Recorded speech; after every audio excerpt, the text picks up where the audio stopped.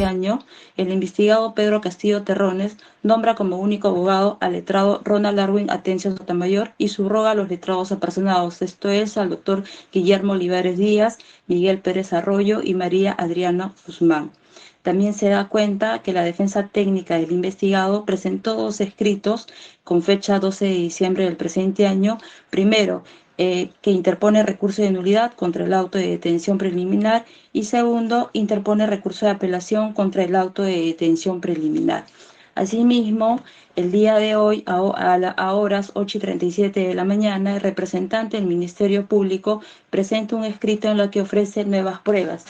En este caso, las nuevas pruebas es declaración testimonial de Alejandro Antonio Sala Segarra, de fecha 9 de diciembre del 2022, declaración testimonial de Raúl Enrique Alfaro Alvarado, de fecha 9 de diciembre del 2022, declaración testimonial de Walter Horacio Córdoba Alemán, de fecha 10 de diciembre del 2022, declaración testimonial de Jesús Martín Gómez de la Torre Arániga, de fecha 9 de diciembre del 2022, declaración testimonial de Heidi Lisbeth Juárez Calle, de fecha 9 de diciembre de 2022, declaración testimonial de Emilio Gustavo Arturo Sandro Edmundo, de fecha 9 de diciembre de 2022, y acta fiscal de fecha 9 de diciembre de 2022, en la que el investigado se negó a pasar examen toxicológico. Es todo en cuanto tengo que informar.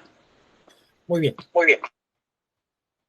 Este recurso de apelación inicialmente fue interpuesto como abogados por el doctor Ronald Atencio Sotomayor y por el doctor Pérez Liendo. En esta Corte Suprema se han presentado una serie de escritos en donde se apersonaban o se personaban diversos abogados. Hay un abogado que han renunciado al patrocinio y finalmente el último escrito es el presentado siempre con la firma del señor Castillo Terrones por el doctor Atencio Sotomayor, que es un abogado ya con exclusividad. Y por tanto, él es el único representante y el único que va a hacer el uso de la palabra por la defensa. ¿Es así, doctor Atencio? ¿Está claro el tema? Estoy preguntando, doctor Atencio. Es correcto, doctor. Muy bien. Está también el señor expresidente, el profesor Castillo Terrones, estoy observándolo. Por favor, si puede un poquito virar la cámara para observarlo. Sí, doctor. Y también me acompaña abogado Interconsulta para en la audiencia poder... No se preocupe, usted es el único que habla, pero obviamente con las interconsultas que usted estime conveniente. El señor Pedro Castillo Terrones está de acuerdo con esta defensa. Está claro el tema que solamente su abogado es el doctor Atencio Sotomayor. Sí, doctor, buenos días. Buenos días. Es así entonces, ¿no? Hay, todo está muy claro en términos de la defensa. ¿Correcto? Muy bien. Entonces están aquí en esta audiencia también el Ministerio Público y la Procuraduría General del Estado. Quiero que esta audiencia sea muy clara, muy precisa y que nos ayude a situar el tema de hecho y el complejo tema jurídico que nos trae. En consecuencia, le pido a todas las partes brevedad, concisión, que es un arte, concisión y claridad en las tesis jurídicas y las hipótesis que van a plantear. Por favor, insisto mucho y sobre todo el absoluto respeto entre todas las partes y al órgano judicial como corresponde a un Estado constitucional y a una sociedad civilizada. Muy bien. Doctor Atencio Sotomayor, tiene usted el uso de la palabra. Muchísimas gracias. Con su permiso, señor presidente, para poder compartir pantalla, por favor. ¿Cómo no?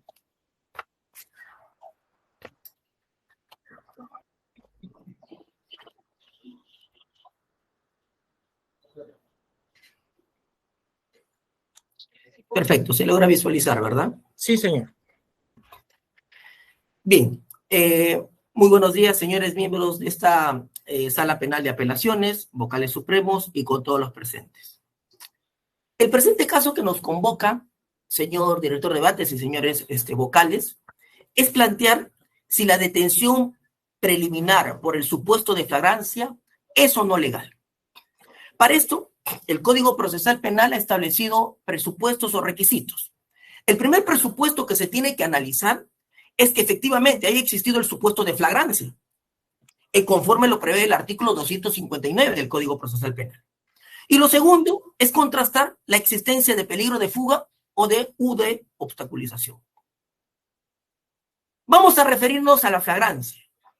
En el presente caso, tal como lo establece nuestro recurso de apelación, no existe flagrancia. Se le imputa a mi patrocinado dos hechos punibles, el delito de rebelión y el delito de conspiración. Por esos dos tipos penales se detuvo al presidente Pedro Castillo Terrones bajo el supuesto de flagrancia. Perdón, señor, es alternativamente, o uno u otro, ¿no? Alternativamente. Correcto. Alternativamente. Hay una tipificación alternativa. Correcto.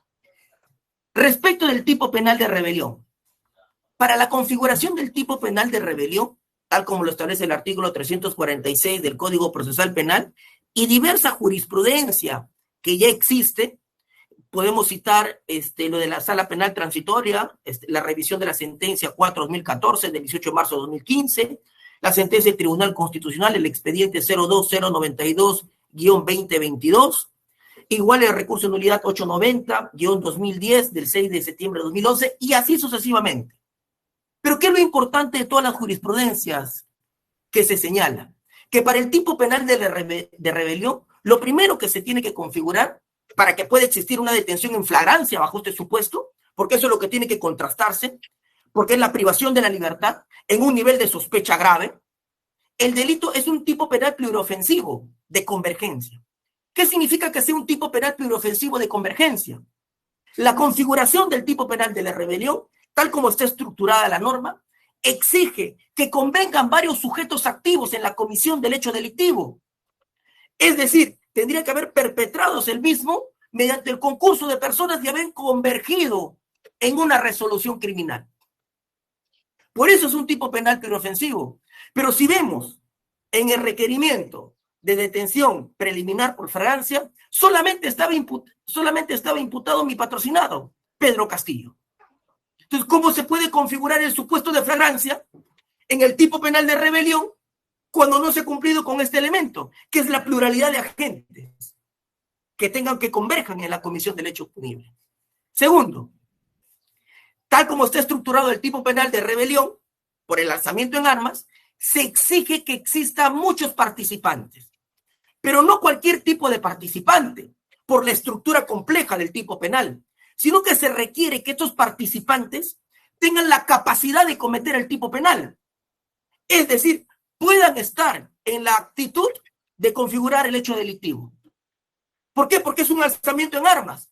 ¿Por qué? Porque es para variar el orden democrático. No me podría reunir yo con 4 amigos y decir, voy a resquebrajar el orden democrático.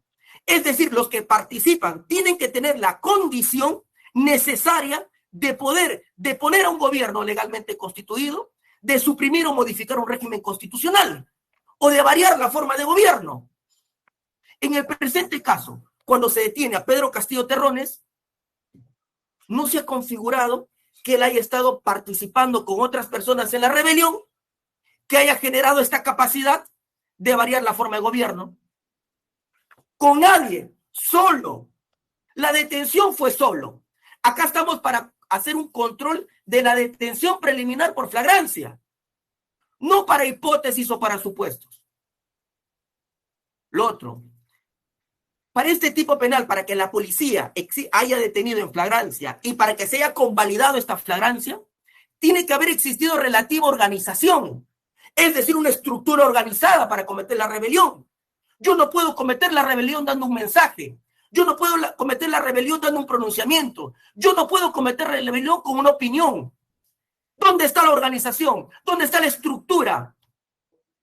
¿Cuáles eran los roles que tenían que cumplir esta pluralidad de agentes en la rebelión? Para que exista una convalidación en flagrancia, tendría que haber existido este supuesto. Además, estamos hablando que este es un tipo penal de resultado cortado. Es decir, es un tipo penal de actividad. Y claro, con una carga subjetiva, como ya lo hemos dicho. Si es un delito penal de resultado, si es un delito penal de mera actividad, más no de resultado, y para la configuración del tipo penal se requiere el alzamiento en armas, lo que tendría que haberse constatado en el presente detención por flagrancia y la convalidación es el alzamiento en armas. Como momento de actividad. Es un tipo penal que no tiene intercrímenes, es de mera actividad. No puede haber tentativa de la tentativa. No puede haber peligro del peligro. Si es un tipo penal de actividad y se configura con la acción del lanzamiento en armas, no hay un intercriminis previo. En este supuesto, ¿ustedes han visto algún tanque en la calle? ¿Ustedes han visto algún patrullero en la calle?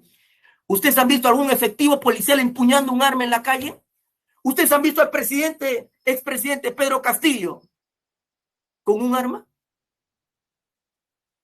¿Cómo puede configurarse un supuesto de flagrancia si no ha existido el elemento central del tipo penal, que es el alzamiento en armas? ¿Dónde está el alzamiento en armas? ¿Cuál es el elemento que prueba? Se quiere decir que como posteriormente se insta en un mensaje a las Fuerzas Armadas, ese podría ser. Pero acá no se trata, señores miembros de esta sala, de un podría ser. Se trata de lo que ocurrió por la actividad, por la acción. En el momento tuvo que estar todo desde un supuesto de actividad. El mensaje presidencial, para que éste tenga efecto jurídico, tuvo que haber sido aprobado por Consejo de Ministros. No ha existido tal acto. No ha existido tal acto. Además, en la resolución que ustedes van a ver y con la posibilidad de ustedes tener un efecto nulificante de la misma al advertirlo, ustedes van a poder ver que no existe motivación respecto a cuál de los otros supuestos de alzamiento en armas se habría configurado en el presente caso. Variar la forma de gobierno, deponer al gobierno legalmente constituido o suprimir o modificar el régimen constitucional. ¿Cuál es ese supuesto? Defecto de motivación. El tipo penal de conspiración para detener en flagrancia para conspiración tiene que configurarse algunos elementos del tipo. La conspiración, cosa curiosa al margen de la discusión de la constitucionalidad o no del tipo penal de conspiración, es el delito previo, ¿correcto?, a un delito de peligro en el presente caso. Porque es una conspiración para cometer una rebelión.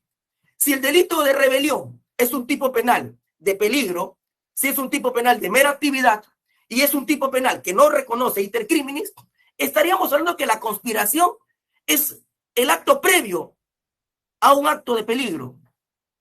Pero para este tipo penal de conspiración se exige elementos. También es un tipo penal pluriofensivo de convergencia. Claro, porque yo no conspiro solo, ¿correcto? Yo tengo que conspirar con personas, tengo que conspirar con autoridades, tengo que conspirar con alguien.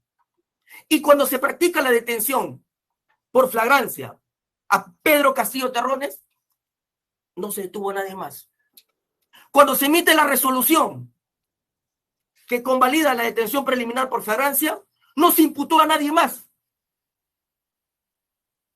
¿De qué conspiración podríamos hablar en ese supuesto? Igual, requiere un número de participantes. La conspiración no se hace solo. Se hace con personas que tengan la actitud de poder conspirar. Existe una resolución en común. Esta resolución no es cualquier resolución. Una resolución de personas que tengan la capacidad, por eso se requiere una relativa organización, la capacidad de conspirar. ¿Acaso hay una conspiración con el jefe supremo de las Fuerzas Armadas? ¿De la Policía Nacional del Perú? ¿Con quién? Igual es un tipo penal de peligro. Finalmente, ni siquiera existió puesta en peligro el bien jurídico protegido. Esto respecto de la configuración del tipo penal por flagrancia que debió tenerse en cuenta y convalidarse por el delito de rebelión y conspiración.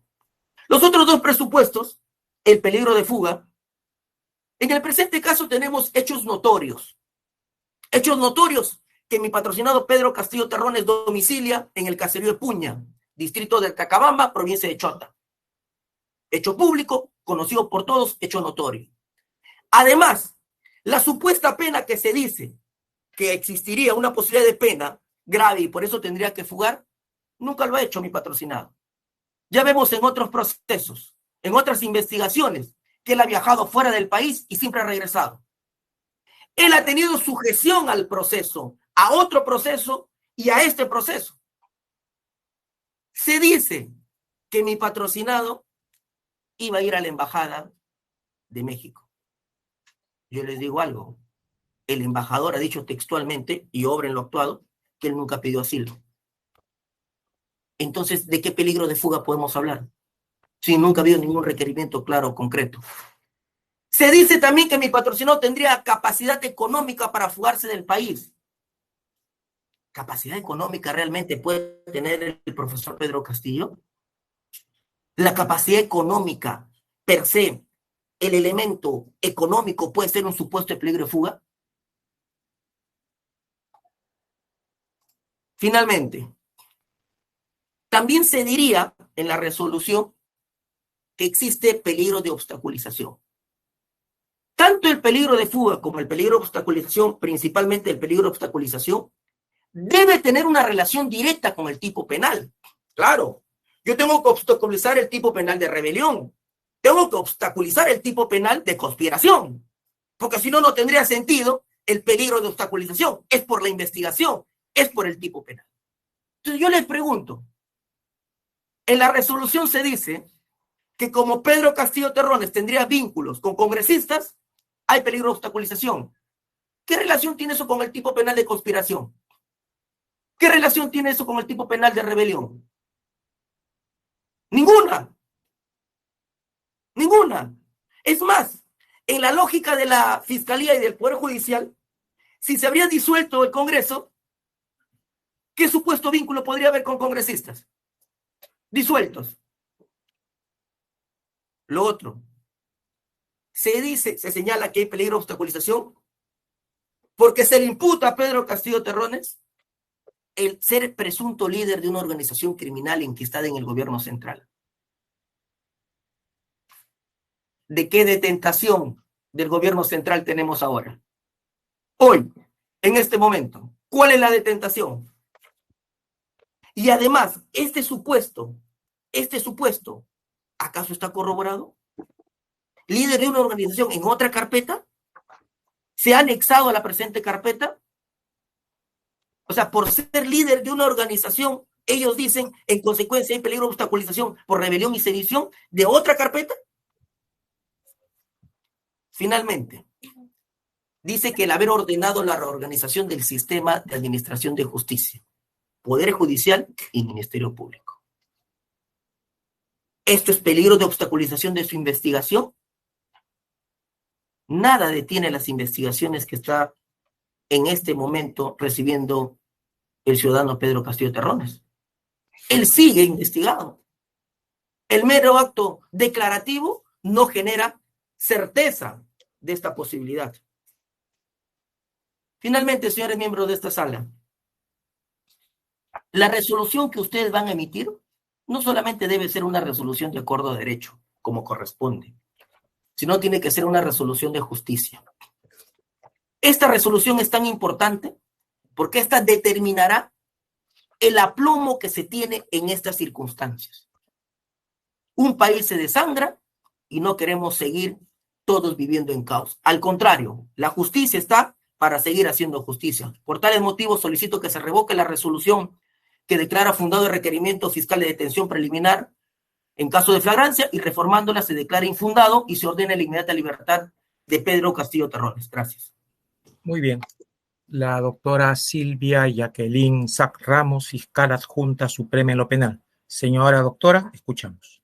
Muy buenos días, señor presidente. Buenos días, magistrados supremos todos los presentes. Este Ministerio Público, de conformidad con el artículo 420, inciso 3 del Código Procesal Penal, presenta nuevas pruebas documentales al incidente, siendo las siguientes. La declaración testimonial de Alejandro Antonio Sala Segarra, de fecha 9 de diciembre del 2022, quien desempeñaba el cargo de ministro de Trabajo y Promoción del Empleo, quien señaló lo siguiente. Culminó el mensaje, se abrieron las puertas del Salón Grau, se abrieron las puertas del despacho presidencial y como mucho ímpetu me acerqué y le dije al expresidente, ¿qué ha hecho? Eso es delito. Y él me respondió, no tenía los votos. Este elemento de convicción sustenta la imputación en relación a que el entonces presidente de la República, José Pedro Castillo Terrones, tuvo pleno conciencia de la ilicitud de la decisión, pese a lo cual materializó la misma, tratando de disolver el Congreso de la República y estableciendo un gobierno de excepción, así como atentando contra la autonomía de los otros poderes del Estado y los organismos autónomos del Sistema Nacional de Justicia. También está la declaración testimonial de Raúl Enrique Alfaro Alvarado, de fecha 9 de diciembre del 2022, quien se desempeña en el cargo de comandante general de la Policía Nacional de Perú, quien manifestó, recibí una llamada del señor ministro del Interior, Willy Arturo Huertas Olivas, quien me indicó que se encontraba en el Palacio de Gobierno y que me iba a pasar con el presidente de la República. En ese momento, el presidente me señaló, general, cierre el Congreso, no permite el ingreso de ninguna persona y saque a los que están adentro e intervenga a la fiscal de la Nación. Elemento de convicción que sustenta la imputación en relación a que el mensaje de la Nación emitido por el entonces mandatario José Pedro Castillo Terrones tenía como finalizar utilizar las fuerzas policiales y fuerzas armadas para levantarse en armas y quebrantar el orden constitucional, transgrediendo el artículo 45 de la Constitución Política del Perú. No hay que olvidar que en ese momento el imputado era presidente de la República y jefe máximo del Comando Conjunto de las Fuerzas Armadas y de la Policía Nacional.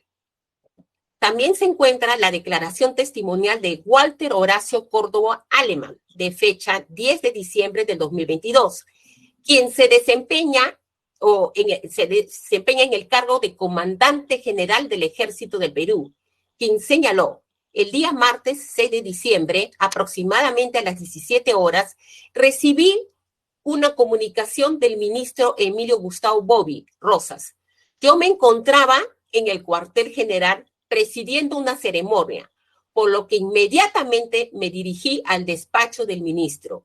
Una vez con el señor ministro, me comunica que por encargo del señor presidente de la República debo cesar en el cargo y que redacte la carta de cese de cargo. El señor ministro nos había convocado a los comandantes generales de la Marina, Fuerzas Armadas y al jefe de comando conjunto de las Fuerzas Armadas y a mi persona para el día 7 de diciembre a las 6 de la mañana para una reunión de trabajo. Una vez que llegó a esa reunión, solicito al señor ministro que deseo hablar con el señor presidente respecto al encargo que me había hecho, conocer el ministro referido a ese cargo. El señor ministro me indica que vayamos al palacio. Eran las 7 de la mañana aproximadamente y me dirijo al palacio. El señor presidente me dijo que era conveniente que yo cese en el cargo porque ya había cumplido mi ciclo.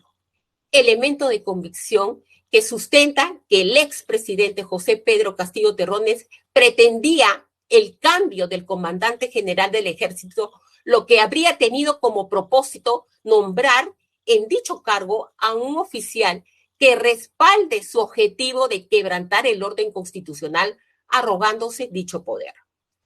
También se encuentra la declaración testimonial de Jesús Martín Gómez de la Torre Araníbal, de fecha 9 de diciembre del 2022, quien se desempeñaba el cargo de jefe de comando conjunto de las Fuerzas Armadas, quien precisó que el día 6 de diciembre de 2022 se estaba realizando una ceremonia por el Día del Ejército. En dichas circunstancias, como a las 19 horas, el comandante general de las Fuerzas Armadas, Walter Horacio Córdoba Alemán, se comunicó conmigo indicándome que estaba en el despacho del Ministerio de Defensa y porque dicho motivo no asistía a la ceremonia. Una vez culminada la ceremonia, como a las 21 horas, Walter Horacio Córdoba Alemán acude a mi oficina y me explicó que el ministro de Defensa, Emilio Gustavo Bobby Rosas, le había comunicado que el presidente de la República, José Pedro Castillo Terrones, solicitaba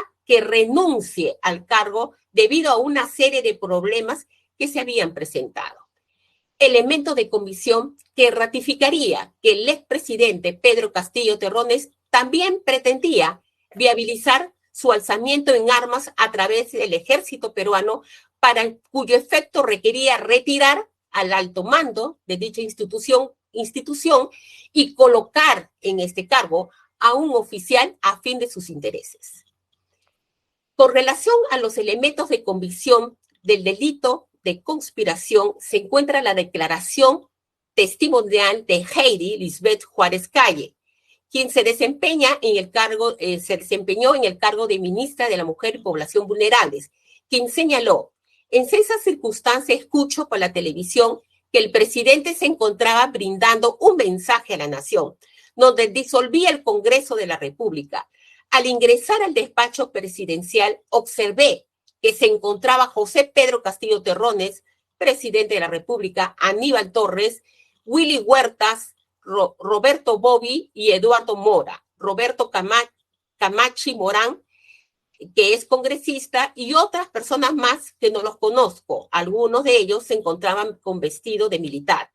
Elemento de convicción que sustenta la imputación en relación a que el presidente de la República, José Pedro Castillo Terrones, conjuntamente con sus coinvestigados, Betsy Betsabeth Chávez Chino, el ministro del Interior, Willy Arturo Huerta Olivas, y el funcionario Aníbal Torres Vázquez, así como de otras personas en proceso de identificación, concertarían la decisión de disolver el Congreso de la República, establecer un estado de excepción, así como de intervenir en el Sistema Nacional de Justicia, Poder Judicial, Ministerio Público, Junta Nacional de Justicia y Tribunal Constitucional. Finalmente se encuentra la declaración testimonial de Emilio Gustavo Arturo Sandro Edmundo Bobby Rosas, quien se desempeñaba como ministro de Defensa, quien precisó que el día 7 de diciembre del 2022 acudió al Palacio de Gobierno acotando al respecto que regresé a la sala donde estaba el presidente, en el cual observé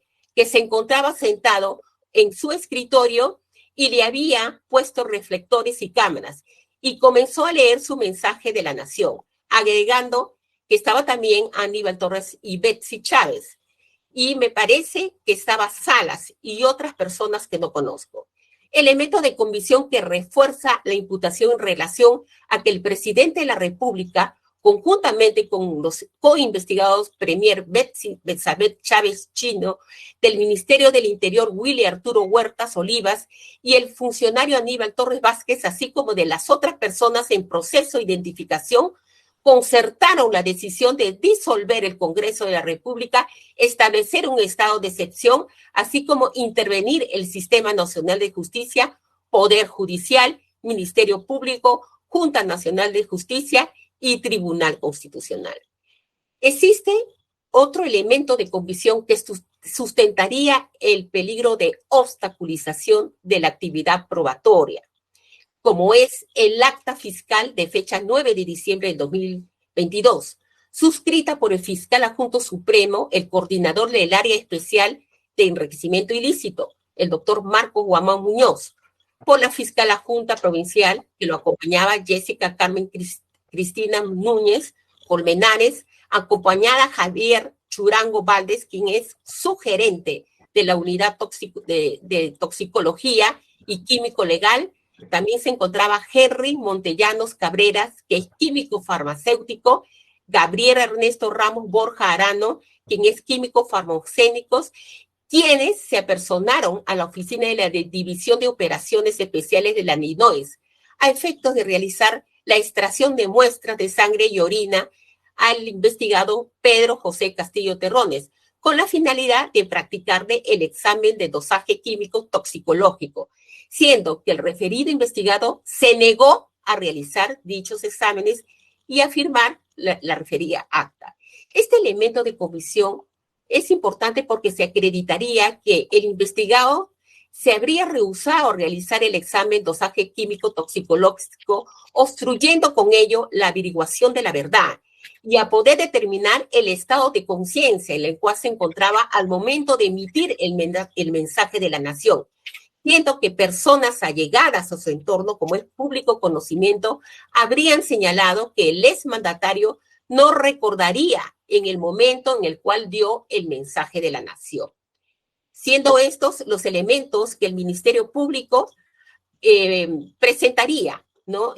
Los elementos probatorios, indiciarios, que reforzarían la tesis de la comisión de delito de rebelión y conspiración. Es por ello que debemos anexar si la resolución recurrida analizó de manera adecuada la conducta desplegada por el investigado y que cumplió los requisitos mínimos para dar el inicio de una investigación preliminar con los cuales se solicitó la medida limitativa de detención preliminar. Siendo ello así, lo que pretende la defensa del investigado es realizar una interpretación sesgada del delito incoado, al referir que solo se configuraría el delito de rebelión si hay un alzamiento en armas, lo cual efectivamente así lo precisa la norma, el artículo 346 del Código Penal. Empero, que dicha interpretación debe ser bajo las fuentes interpretativas del ilícito penal. Tal es así que en el delito de rebelión lo que se persigue es la violación de los principios políticos fundamentales vigentes de los poderes del Estado y cuyo bien jurídico protegido es la vigencia del orden constitucional.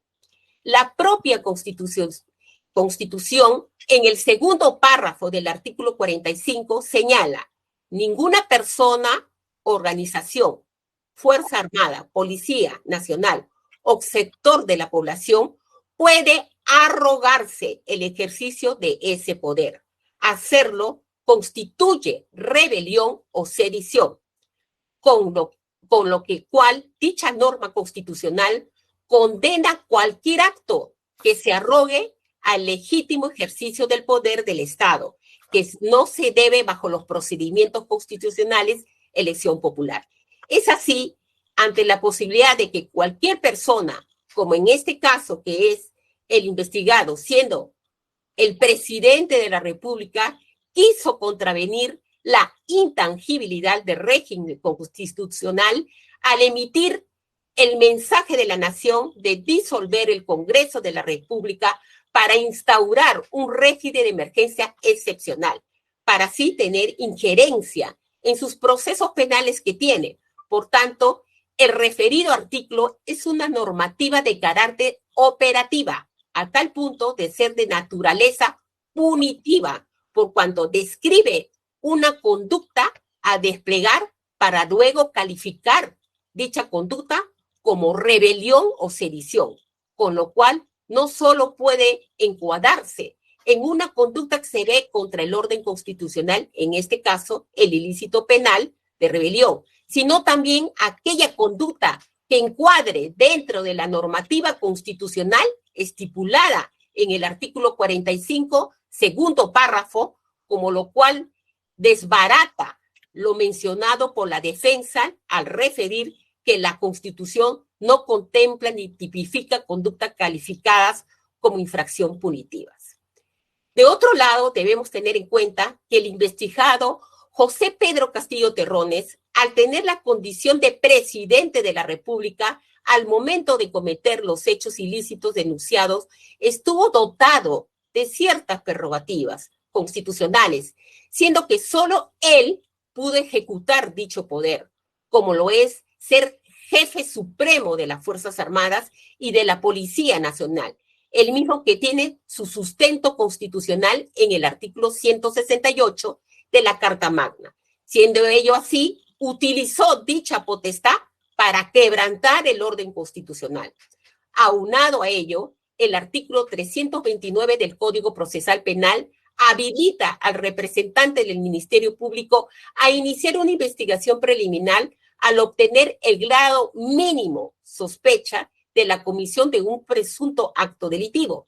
Por tanto, en esta etapa no existe una imputación concreta, sólida, definitiva, ya que en la presente etapa es la recopilación de medios de pruebas que puedan reforzar, en su defecto, variar la imputación. Correcto.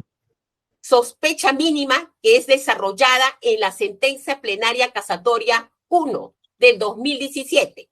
En su fundamento 24 señala: la sospecha inicial simple, el grado menos intenso de la sospecha requiere por parte del fiscal puntos de partidas objetivos, es decir, un apoyo justificado por hechos concretos, solo con cierto nivel de limitación y basado en experiencias criminalísticas de que se ha cometido un hecho punible, perseguible, que pueda ser constitutivo del delito. Con lo cual, teniendo una sospecha simple de que el investigado haya cometido el delito de rebelión o alternativamente conspiración, con los elementos de convicción que se detallaron líneas arriba, con lo cual no se observa violación o transgresión alguna en contra del investigado para la iniciación de la presente investigación.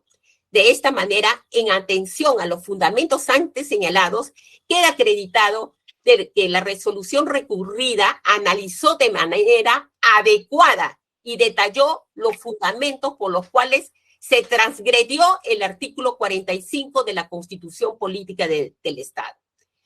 Asimismo, en el segundo agravio señalado en el escrito de apelación, el investigado hace referencia que no se habría configurado los presupuestos de peligro procesal, lo cual no es de bien recibido por este despacho, por cuanto si observamos en la resolución recurrida un correcto análisis de dichos elementos, los mismos que a continuación analizaremos. El peligro de fuga. En el desarrollo de la investigación preliminar se han logrado advertir que los elementos de convicción recabados al momento de solicitar la detención preliminar, Pedro Castillo Terrones, resultan ser razonables, proporcionales y permite evidenciar la inminente voluntad de fuga del referido investigado juntamente con su esposa, Lilian Paredes Navarro, su menor hija de iniciales ACN, y su abogado Aníbal Torres Vázquez. Pues como bien se señala en el acta de intervención policial, dicho investigado por intermedio del superior PNP Aladino Irigoy Chávez, seguridad inmediata del presidente, habría ordenado al superior Joseph Michel Grandes López, conductor del vehículo de placa EGY 552, se dirija a la Embajada de México, ubicado en la avenida Jorge Basadre, número 710, distrito de San Isidro, Lima. No logrando su cometido, toda vez que fue intervenido inmediatamente y por inmediaciones de la Clínica Internacional, a una cuadra de la intercepción de la avenida Garcilaso de la Vega con la avenida España. Dicho plan de fuga también se encuentra corroborado con la información periodística efectuados por el diario El Comercio, donde señala que el canciller mexicano Marcelo Ebrard manifestó: si Pedro Castillo pide asilo a México, se lo damos. Información noticiosa que también fue replicada en el portal de medio internacional de noticias Infobae, generando que vecinos de las zonas realicen el bloqueo de las calles colindantes a la Embajada de México. Correcto. Con respecto al arraigo laboral, debemos de señalar que el investigado al ser vacado por incapacidad moral al cargo de presidente de la República a la fecha, no se puede determinar qué arraigo laboral o qué labor se desempeña. Por lo tanto, sería un punto o una versión más que fortalecería el peligro de fuga. En cuanto al peligro de obstaculización, para finalizar, señor presidente, el Ministerio Público considera que el imputado podría influenciar en congresistas, en su bancada y otros funcionarios públicos, teniendo la condición de expresidente de la República y líder de una organización política. Válidamente se puede establecer que ha generado vínculos directos con congresistas, exministros del Estado y demás funcionarios públicos, quienes en el desarrollo de la investigación preliminar vienen recabando declaraciones testimoniales, las mismas que deben ser salvaguardadas a fin de evitar que de manera directa o indirecta el investigado Pedro Castillo Terrones pueda persuadir o alterar dichos testimonios. No autorizó que se le practique el examen toxicológico. Si bien a través de la opinión pública, personas cercanas al investigado José Pedro Castillo Terrones señalan que este no recordaría el mensaje a la nación brindada el 7 de diciembre del 2022, deslizando la posibilidad de que se habría encontrado bajo los efectos de alguna sustancia que le generó la alteración de la realidad. Sin embargo, mediante el acta fiscal de fecha 9 de diciembre de 2022, se deja constancia que el investigado José Pedro Castillo Terrones se negó a otorgar muestras de sangre y orina a fin de que se le someta al dosaje químico toxicológico, pese que dicha diligencia se encontraba debidamente señalada en la Providencia 7, debidamente notificada a sus abogados defensores, pretendiendo de este modo obstruir la averiguación de la verdad y determinar el grado de conciencia o voluntad al momento de emitir el mensaje de la nación.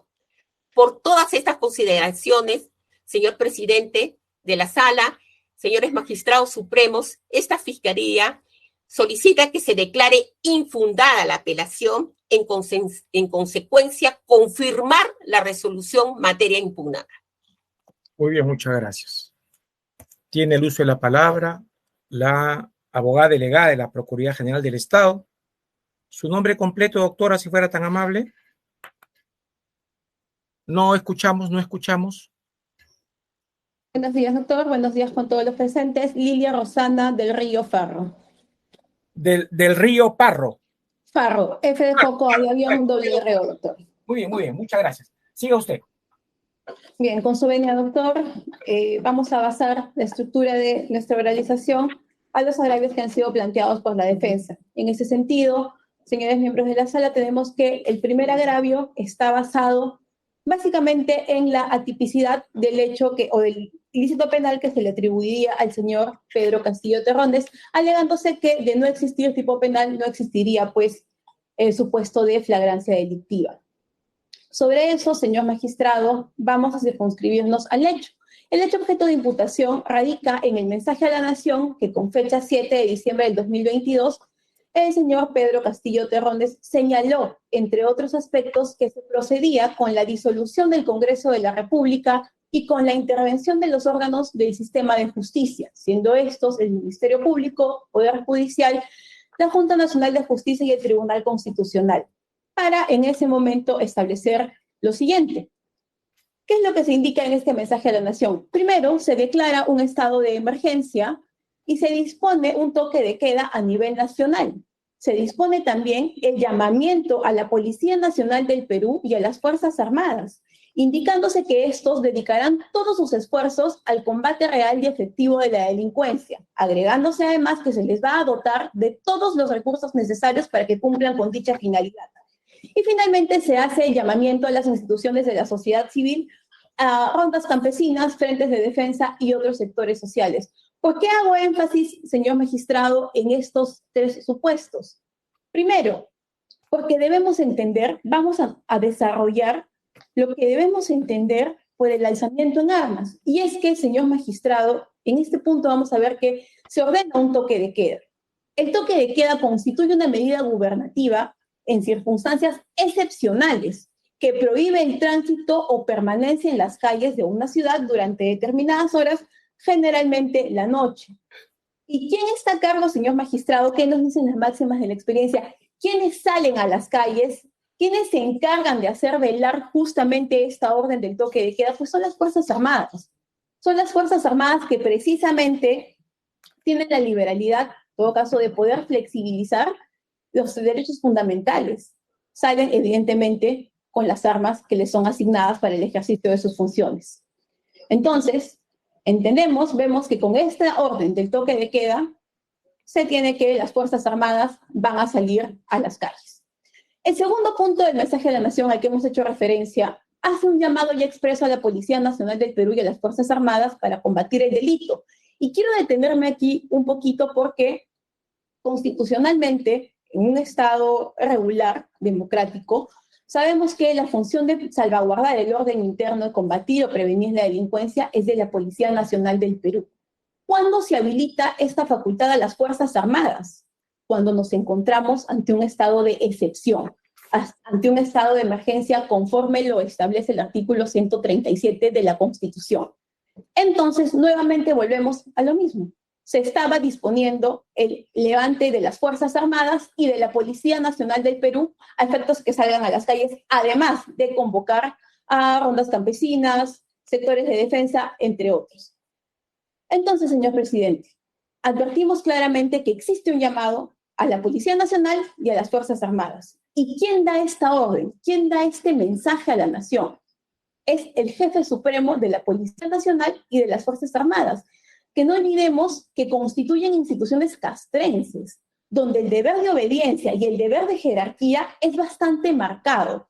Y era justamente su jefe supremo quien los llama a las calles. Entonces, evidentemente, debe haber tenido la concepción de que esta orden tenía que haberse cumplido. ¿No advertimos acaso un alzamiento armado? Estamos hablando de la Policía Nacional del Perú y de las Fuerzas Armadas.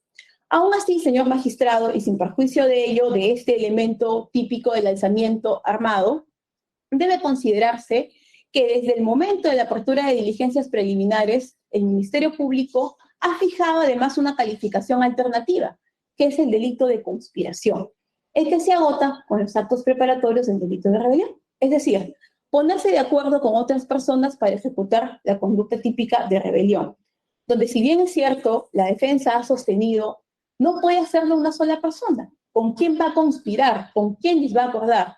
Sin embargo, señor magistrado, debe considerarse que en la disposición de apertura se deja de manera clara constancia de que existen personas que han intervenido en el hecho y que se encuentran en proceso de identificación.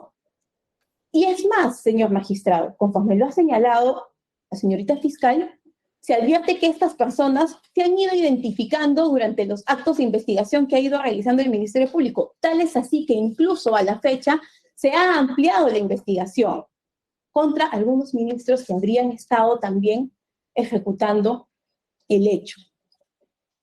Entonces, en el marco de esta apelación, la defensa técnica ha citado doctrina comparada.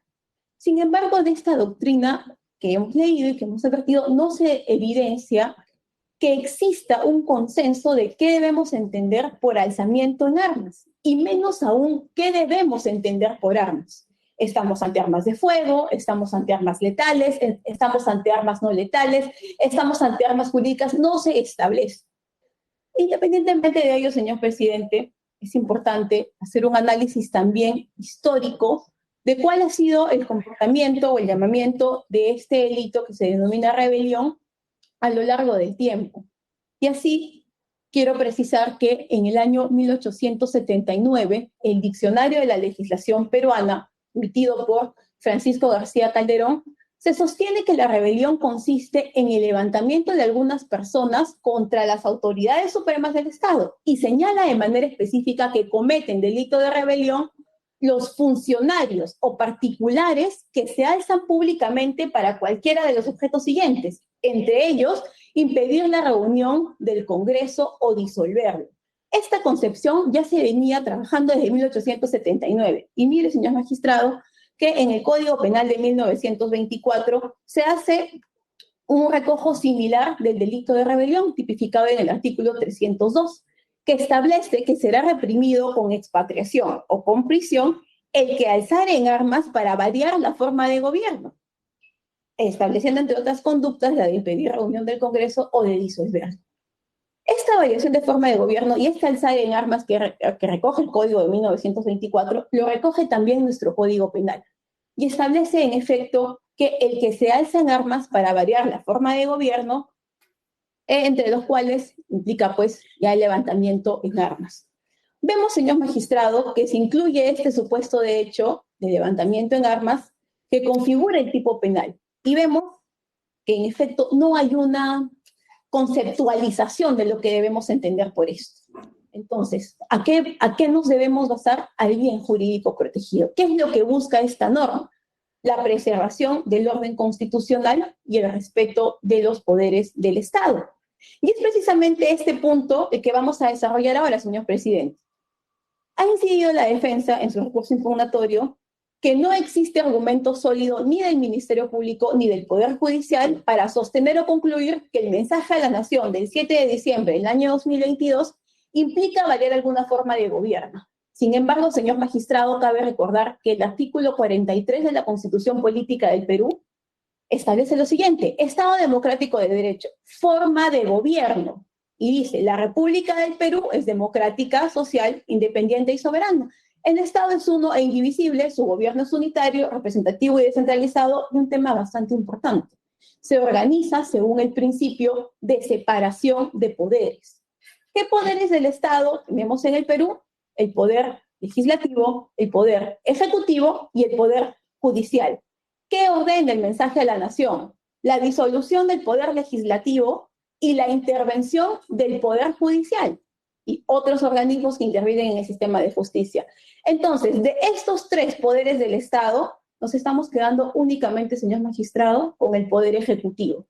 Si bien la defensa ha alegado que la intervención al sistema de justicia no implica que en este tenga que interferir el presidente de la República, pues en el mensaje de la Nación no se desprende en absoluto que no lo hará. Por el contrario, se está dejando claramente que el único poder del Estado que está quedando vigente con independencia sería el poder ejecutivo. Entonces, en este caso se denota pues una clara variación de las formas de gobierno, que consideramos nosotros es bastante evidente. Finalmente, señor magistrado, vamos a cerrar este extremo sosteniendo que el Juzgado Supremo de Investigación Preparatoria ha justificado y motivado estos aspectos a los que hemos hecho referencia en la resolución número 2 de fecha 8 de diciembre de 2022. La misma que además sostiene que, citando el artículo 45 de la Constitución, el poder emana del pueblo. Quienes lo ejercen lo hacen con las limitaciones y responsabilidades que la Constitución y las leyes establecen, y desarrolla de manera específica en su segundo párrafo que ninguna persona, organización, Fuerza Armada, Policía Nacional o sector de la población puede arrogarse el ejercicio de este poder y que hacerlo constituye rebelión o sedición. Esto es importante, señor magistrado, porque si bien la defensa ha minimizado esta norma, alegando que nos encontramos ante una norma constitucional que no regula marcos punitivos, no debemos olvidar que la Constitución constituye una norma normal, es decir, que es inspiración para la creación de leyes. Es la norma madre de la cual se van a derivar las otras normativas infraconstitucionales que van a regular el Estado de Derecho. Entonces, la interpretación que debemos hacer del Código Penal y de cualquier norma, de cualquier naturaleza, debe hacerse siempre a la luz de la Constitución. Eso, señor magistrado, es en relación al primer agravio, el cual consideramos que no concurre en el presente caso por los fundamentos que hemos expuesto. Vamos a ingresar ahora al segundo agravio. El segundo agravio establecido por la defensa se sostiene en que no existiría obstaculización de la actividad probatoria en razón a que el señor Pedro Castillo ha sido vacado en el cargo de presidente de la República y que bajo ese supuesto ya no tendría influencias para poder intervenir en instituciones públicas. Sin embargo, señor magistrado, esta fundamentación se basa en que, habiéndose dado el cierre del Congreso por parte del presidente y a su vez el Congreso haber vacado al presidente, se habría friccionado esta relación. Sin embargo, señor magistrado, consideramos que esto obedece a un plano subjetivo. ¿Por qué? Porque las acciones políticas o el quiebre de acciones políticas no necesariamente tienen que ser o basarse en quiebres de naturaleza interpersonal. ¿Y por qué lo digo, señor magistrado? Porque si nos basamos precisamente a esta fundamentación, debemos tomar en cuenta que no todos los congresistas votaron a favor de la vacancia. ¿Y qué debemos precisar además, señor presidente? Que si bien es cierto, lo ha sostenido la defensa de manera correcta, los elementos de convicción o las pruebas que se gustaría obstaculizar tendrían que estar vinculadas con el hecho objeto de investigación. Es claro que en esta investigación, precisamente la documentación a recabar, la información a recabar está en los ministerios, está en el Congreso, donde se iba a llevar a cabo este proceso de vacancia que finalmente terminó previamente en una disolución del Congreso de la República. Entonces, sí existe documentación, existe información vinculada al caso que están en estas dependencias, donde además, cabe señalar, ha sostenido la defensa, se debe considerar, no debe tomarse en cuenta que el hecho de que el señor Pedro Castillo venga siendo investigado por organización criminal en otra carpeta, tenga alguna vinculación con la obstaculización de la actividad probatoria. Sin embargo, señor magistrado, justamente el hecho de imputación radica en que en el marco de esta organización criminal se habría tratado de copar instituciones públicas designando personas de su entorno conocidas en estas instituciones públicas, de donde, de las cuales se va a recabar o se pretende recabar o se ha venido recabando la información relevante para esta investigación. Por lo tanto, señor magistrado, debemos considerar que el haber sido vacado, el haber disuelto el Congreso, no exime de ningún punto, bajo ningún motivo, el tema de la obstaculización probatoria que consideramos nosotros se encuentra acreditado en el presente caso. Ahora, quiero precisar, señor magistrado, que si bien es cierto la defensa ha indicado que para efectos de esta medida limitativa se requiere un grado de sospecha grave, quiero precisar, señor magistrado, que no estamos frente a una prisión preventiva, que establece requisitos específicos para la prisión preventiva. Estamos frente a una detención preliminar, prevista en el artículo 266.1 del Código Procesal Penal. ¿Y qué establece esta medida para su procedencia, señor magistrado? Dice que se desprenda cierta posibilidad de fuga u obstaculización de la averiguación de la verdad. O es una o es otra. Sobre la obstaculización de la averiguación de la verdad, ya lo hemos mencionado. Y voy a hacer una precisión en relación a este cierto grado de peligro de fuga que se pretende. Señor magistrado, en el presente caso, cuando se emite el requerimiento de detención preliminar, se adjunta el acta de intervención, en el que se establece que el vehículo en el que venía siendo trasladado el señor Pedro Castillo se dirigía a la Embajada de México. Y es correcto, el señor abogado ha mencionado que ha salido una publicación, una comunicación por parte del canciller mexicano que indica que se le va a brindar las facilidades a Pedro Castillo en tanto lo solicite. Sin embargo, a la fecha no lo ha solicitado, pero hay un hecho cierto y un hecho concreto. El destino de esa movilidad era la Embajada de México, de la que abiertamente ya se había ofrecido la posibilidad de que sea asilado. Entonces, no estamos, señor magistrado, ante un riesgo probable de fuga. Estamos ante la intervención inmediata de un plan de fuga. Ya se venía ejecutando el traslado a la Embajada de México. Entonces, consideramos, señor magistrado, que se cumple en el presente caso con los dos presupuestos, pese a que son alternativos, se cumple con los dos presupuestos establecidos en el artículo 266, numeral 1 del Código Procesal Penal. Es decir, la obstaculización de la actividad probatoria y el cierto grado de fuga. Por lo que, señor magistrado, bajo estos fundamentos, consideramos que debe desestimarse el recurso de apelación interpuesto por la defensa del señor Pedro Castillo Terrones y confirmarse en todos los extremos la resolución número 2 de fecha 8 de diciembre del 2022, por cuanto ha sido expedida bajo los marcos jurídicos. Correcto, muchas gracias. Muchas gracias. Finalmente, el doctor, el expresidente profesor Castillo Terrones, a ver, ¿pueden visualizarlo, por favor? Doctor, estoy Por favor. la cámara, pero no me abre la conexión. A ver, lo que quiero preguntarle al señor Castillo Terrones, si desea agregar algo como derecho a la última palabra. Señor Castillo Terrones, lo escuchamos. Un ratito. Un ratito, doctor. Hay unos problemas con la cámara que lo estamos solucionando. Nada, le doy clic y nada. Está abierto el audio. El audio está abierto, lo escuchamos. El tema es la cámara, ¿no? Sí, Están solucionando acá los efectivos policiales. muy bien, gracias. Bien. Ahí, está apagado. No, es acá, que la señal está apagada.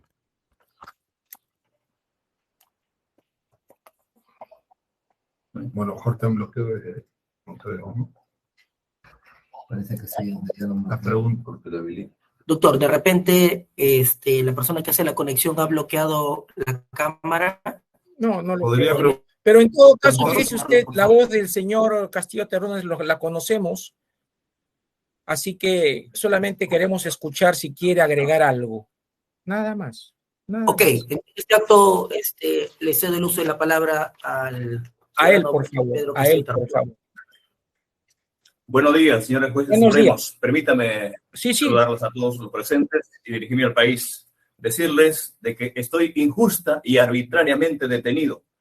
No estoy por ladrón, por violador, ni corrupto, ni matón. Pero quisiera también dirigirme al país para decirle que estoy totalmente agradecido por su confianza y su esfuerzo y su lucha y su identificación. Jamás renunciaré y abandonaré esta causa popular que me ha traído acá.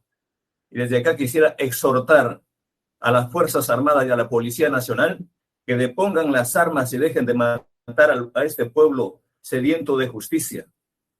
Mañana a la 1 y 2 de la tarde quiero que me acompañen mi pueblo, porque en ese momento A creo ver, que en una señor Castillo Terrones, no es el ámbito, no permítanme es... dirigirme de este espacio a Señor la Castillo señora. Terrones, por favor, escúcheme. No es el espacio para este tipo de proclamas. Solamente desde la perspectiva jurídica, forense, es si usted quiere agregar algo más respecto de su defensa, de lo que usted ha escuchado acá, de los cargos que se le atribuyen y del pedido de detención que tiene. Sobre eso, temas generales, por favor, le pido, no lo haga. Escuchamos, señor Castillo. Nunca cometí ningún delito de conspiración ni rebelión. Eso es todo, señor. Muy bien, muchas gracias. Esta audiencia se suspende, y se suspende porque por mandato del artículo 267 del Código, la resolución se debe de leer inmediatamente. Y vamos a suspenderla y vamos a reabrir la audiencia, porque tenemos todavía muchas que hacer, hasta las 3:30 de la tarde. A las 3:30 se reabre la sesión para escuchar, para dictar la lectura para la resolución que resuelve el grado. 3:30 de la tarde. Quedan ustedes notificados. Muchas gracias. Esta audiencia ha concluido. Gracias. Muchas gracias.